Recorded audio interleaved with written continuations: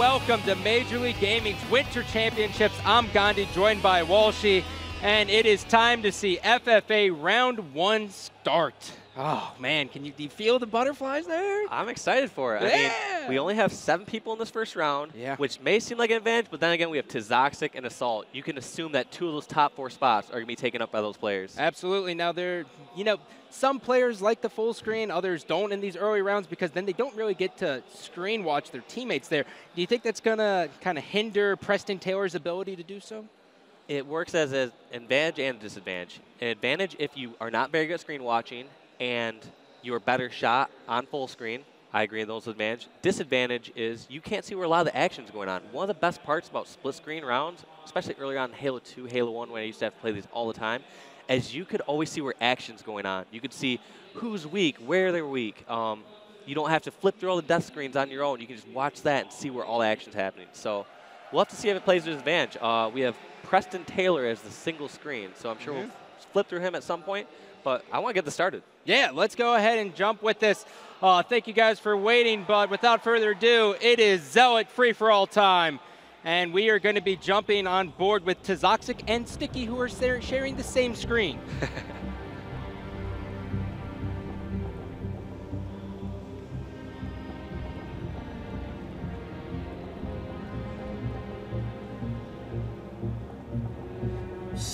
FFA on Zealot, 15-minute time limit, no final kill limit here. It is just 15 minutes of just killing your opponents. You do not have your teammates here. It is all about individual play, and it's all about keeping a good mentality throughout the entire game. Absolutely.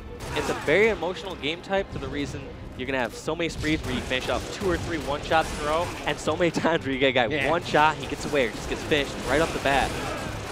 Yeah, and it's really just nice to finally see free-for-all back. I mean, we casted it, or I got to cast it a lot last season with the Big Flex for free-for-all, and you just see so many rising stars come out of it.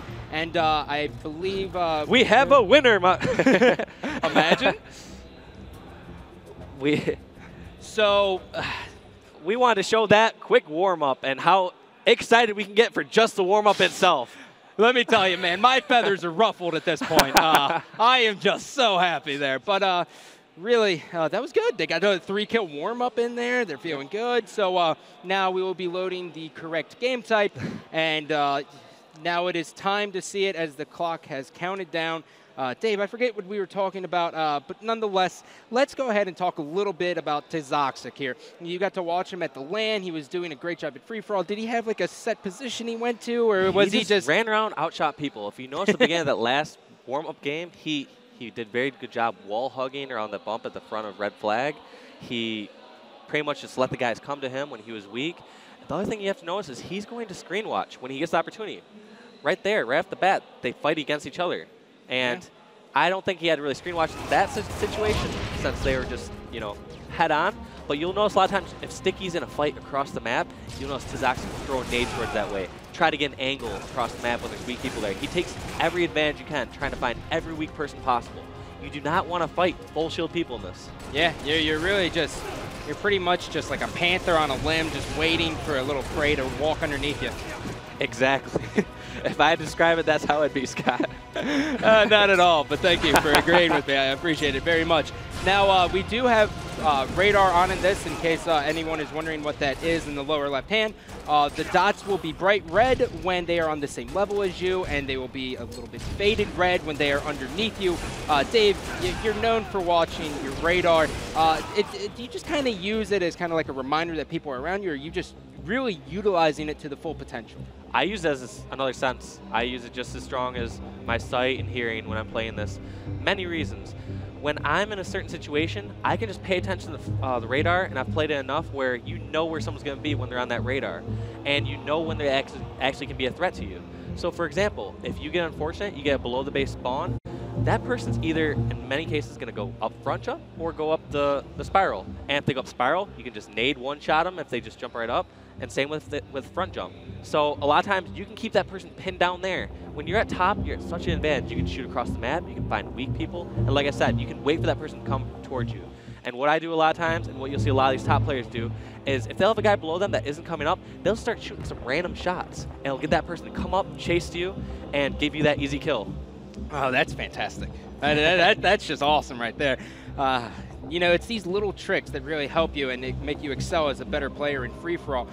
But kind of the question that has arisen to me as I'm watching these screens all in all, when you spawn underneath the base and someone's above you, I mean, you don't really have many options. And so with that said, do you just kind of run out by the middle and just die, or? Time is kills.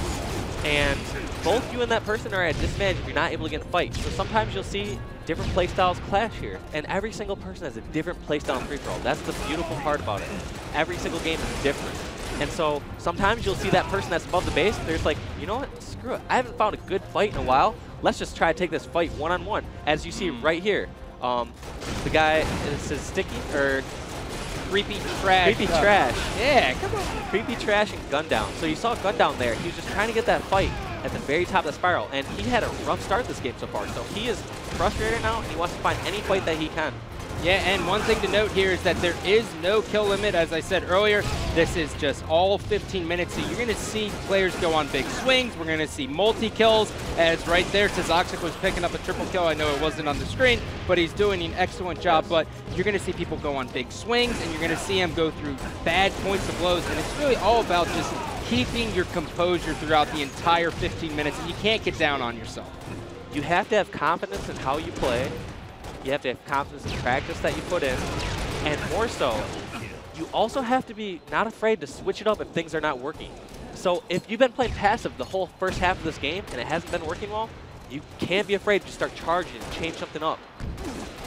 Yeah, and now we're seeing as Preston Taylor, who is in second place, he was rewarded the full screen just by chance, and he is actually putting it to use. He picked up a nice 5-shot, but as we can see, the leader of everything is going to be someone with the name T, and I can't figure. I believe that's Tiz. Is it Tzatziki? Yes. Why is he not using his full name? It's against the rules.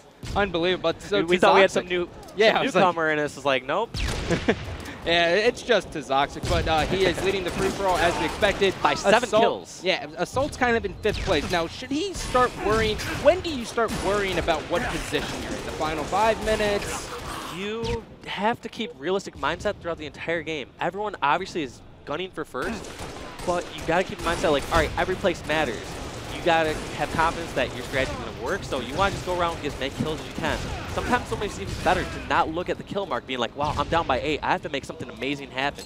Sometimes that's a horrible mindset to have. You got to also, consider the fact that they're going to go through some bad swings. The person that's in first, he's obviously having a very good start. Yeah, and noticing right here is that Tzatziki doing an excellent job at screen watching. He is up by 10 kills. He's the guy in second place. He is staying on the opposite side of his screen mate, which is Sticky. Sticky has positioned himself kind of in the blue base. He's been stuck there for about 2 minutes, and he had like 3 guys weak running up the blue bridge, and Tzatziki just clearing them up. That was a great play right there.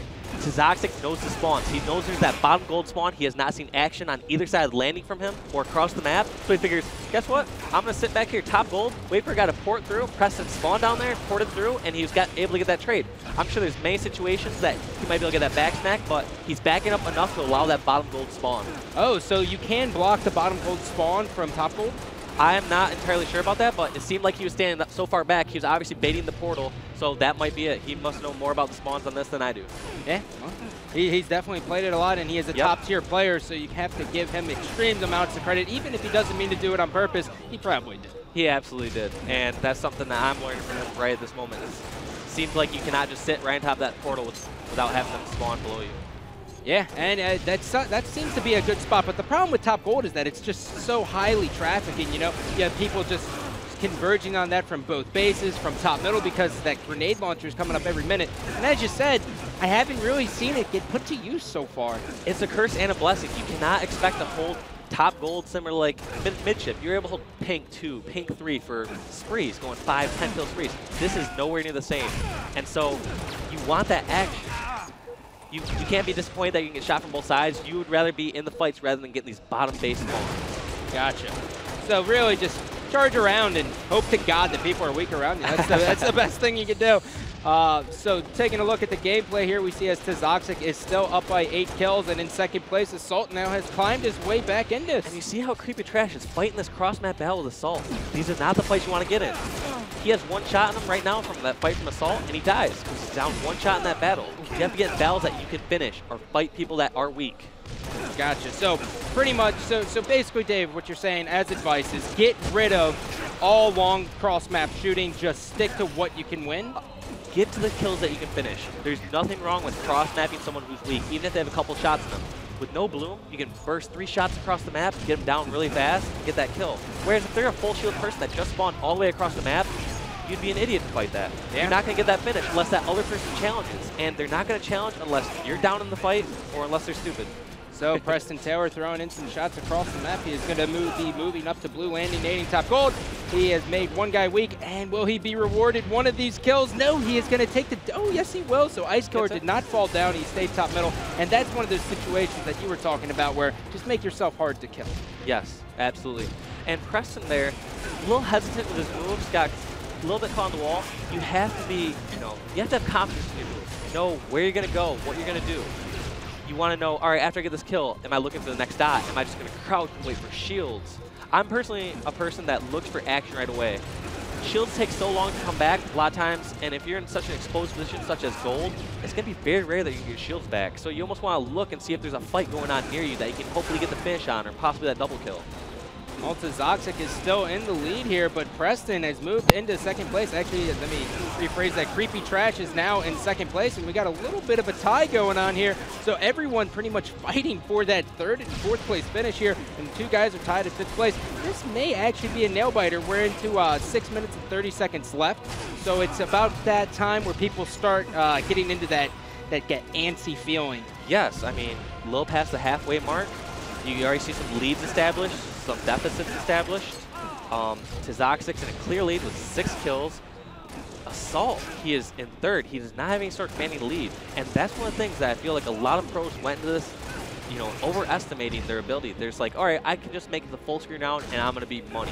Yeah. Whereas they're getting through some of these rounds. Look at Assault and Tizoxic, first round together. 2 of the top pros in the league. Yeah, and then God knows what's going to happen. And the other side, they could be stuck with any amount of people. Now, there is no seeds, so people were just kind of thrown into this, and if that's why you're wondering, there was no seeds. It was just completely randomized, so we're going to see more and more stacked brackets like but this. From what I understand, all the teammates are going to be put on separate sides of the bracket. So okay, you're not going to see good. 2 members of the same team in first rounds. You will never see them match up until semis or finals. Gotcha. So Tizoxic still has this 8-kill lead, followed by Creepy Trash and Assault, and Preston Taylor, the man who was awarded full screen in that 4th place spot. And Tizoxic is just dominating. He just sees the field better, I feel like, than everyone else that he's playing with at this point. He doesn't hesitate. He goes and challenges whoever fights he can. He knows that if he does get in a 1v1, you notice that's in a very close range fight. So that he knows that that person cannot get away. He can just get that 5 shot and finish him off. Oh, God. That was so bad. Oh, Tizoxic just gets hit with a nade. He's like, you know what? I might as well challenge this. And that's one thing we have yet to talk about is, these pros who are in this free-for-all, finally they're getting matched up with the amateurs. Now, do you think the amateurs are getting a little bit of nerves coming in this when they battle these guys? You know the impact of just the big name. Some people will have nerves. I almost like to put it as that the top players just have more experience. So a lot of these guys might not be going nervous, they might be still playing well, but you cannot replace experience. These people that have been playing on the main stage for years now, it's just they're going to play better. They play better under pressure, they've had more practice. Well, it seems like there is a little bit of a safety net here between 4th and 5th place. It is 35 to 29. He saw that guy bottom middle, and how I was saying, you do not shoot people cross maps or fights that you cannot finish. As soon as he got those 2 shots in there, he just charged straight towards bottom middle. There's really, you just got to go wherever you can get kills. Positioning does not matter as long as you get the kill. So he knows he can get that fight. He's so confident in his 1v1 and his ability that if he can isolate that 1v1 and make that person so they cannot run away, he'll charge that every time. Now, Dave, is there a rule of thumb for chasing in free-for-alls? I know that's exactly what you don't want to get caught doing, but I'm just curious at this point. I was just giving examples earlier about different playstyles. Like, there's going to be some people that generally let other people initiate the action, some people that run away when they're weak. Tizoxic, his style, he finds a person that he can finish, he chases them down. Right there was a perfect example of how he could not finish that kill, and he turned away right away. Even though he got killed right there from guy top gold, you notice how he gave up on that kill before he even started getting hit from top gold. Now Assault now is going to be pushing up. He has cut the lead by 5 kills. Now he's in a great position. He's going to clean that up. Almost double kill. He now has the grenade launcher. He's trying to put it to use. And like you said, you shoot it once, you try to reload, and you get cleaned up. At least he didn't reload it for the next person. Not that that's insanely that big of a deal. It's, you know, grenade launcher can help a bit, but it's not going to be where someone's going to get that and they're guaranteed like 5 or 6 kills, anything like that. It's good for a kill or 2 in close range situations, and if you're good with it. So Ice Killer and Preston is pretty much the match here, where it's about a 6-kill differential. A little bit of a safety net here, but with 2 minutes and 42 seconds remaining in this free-for-all, anything can happen. So Preston has to make sure he is getting these kills. And now, as I said, it's a 5-kill differential, as Assault's going to pick up a double kill, and he is just laying heavy fire. You see these gaps start to close. Assault's getting more comfortable in this game. Almost 5 stick right there, and he's only 1 kill out of the lead, along with Creepy Trash. Now, do you know what team Creepy Trash is on? This is the first time I've ever heard of this kid, and he is keeping up with Tizoxic and Assault right now in this first round. Yeah, and I have to say I am very impressed with his shot. I was expecting Creepy Trash. I heard the name, so I wrote it with the K. You know, I thought he was like a hipster and cool, and then as I checked it, I was like, oh, it is a C. Well, whatever. Sometimes you can't tell the spelling with some of the community. So yeah, you know, you try your best, but he's going to pick up a double kill, staying on the landing, making it very difficult. Notice how he backs up there, just trying to avoid that potential grenade throw. That's a very smart heads-up play by Gundown, who is actually in 7th place. That is not Creepy Trash. Whoops. Gundown's having a bit of a roughie right now. Could be his first time on stage, newcomer to the tournament, but we're glad to have him on main stage regardless. Absolutely, but one thing that everyone should be happy about is that he doesn't have to worry about getting 8th, so he will be rewarded 2 points, which could possibly make a very big difference for his team. It's going to make a difference, and he also has to look at, he's in a very tough free-for-all. A first-round one with Tizoxic, Assault, and a new player I've never heard of that is keeping up with them. And Creepy Trash is tied for first. And plus he takes the lead. So this is, we got an overkill. He won't do it. First one of many. Yeah, first round overkill. It's just so fitting for the 2012 So I'm glad someone championship. came out here to prove me wrong, because I tweeted right before this match, I said, who is going to win this match? Predictions, Assault question mark, Tizoxic question mark, or a newcomer? And it looks like we have a newcomer in the lead, tied for first. Yeah, so let's just stay on board with Creepy Trash here, as Assault is actually going to knock Tizoxic out of the run. They now have a 3-kill safety net over Tizoxic, so Tizoxic, who had as much as a 7-kill lead to start off. He has slowed down, and that's why I was saying down. You have to have that mindset that if someone's that far ahead of you, in many cases they're either getting very fortunate, they obviously are getting great kills, or they're going to be too far to lead anyways that you won't be able to catch up to them, so don't even worry about them. Keep relevant, keep to your game type, or keep to your game plan, and just stick with that.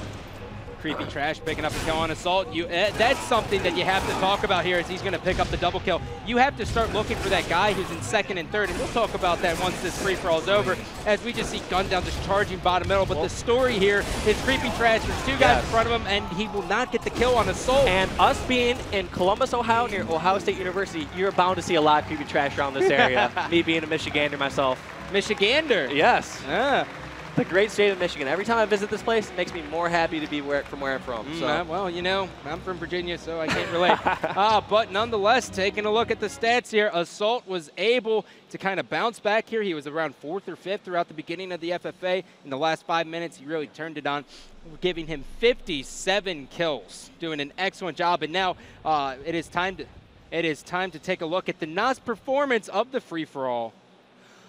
I mean, you got to give it to the first place player, Assault. He did so well.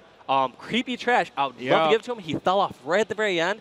But the good news is we're going to see this guy the next round. We're going to see him along with Tizoxic, Assault, and Preston Taylor moving on to the next round, taking 8, 7, 6, and 5 points respectively. Yeah, but now the question I have to, if you could riddle me this, if you would, Dave. I love riddles. Go on. Preston Taylor playing on full screen. Now he will be potentially switched to half screen. Actually, no, for sure he will, because it's winner's bracket round 2.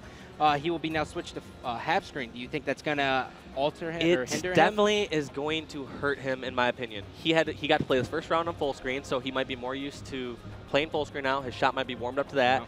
And as much as I've never heard of him before, it's hard to say if he's going to be a good screen watcher. So I think overall it's going to work at his disadvantage, but he moved on from this first round, had a tough round, and congratulations to him. Yeah, absolutely. So as I still take a look at this. So Ice Killer finishing out at 6th, Stick, or no, actually, I'm sorry, 5th because there's only 7 people here. Ice Killer finished out at 5th, Stick at 6th, and Gun Down will round it out at 7th place. Not the best for him. He went -19. That's just one of those free-for-alls where there is just nothing you can do about it, and unfortunate spawns, unable to get kills. He was a little outclassed with some of these top-notch players. My guess was first time on the main stage, and yeah, just overall had a rough game. Yeah. Well, nonetheless, Assault, Creepy Trash, Tizoxic, and Preston Taylor will move on. When we come back, we will have free-for-all round Heat 1B coming up. I haven't figured out how to word that, so stay tuned.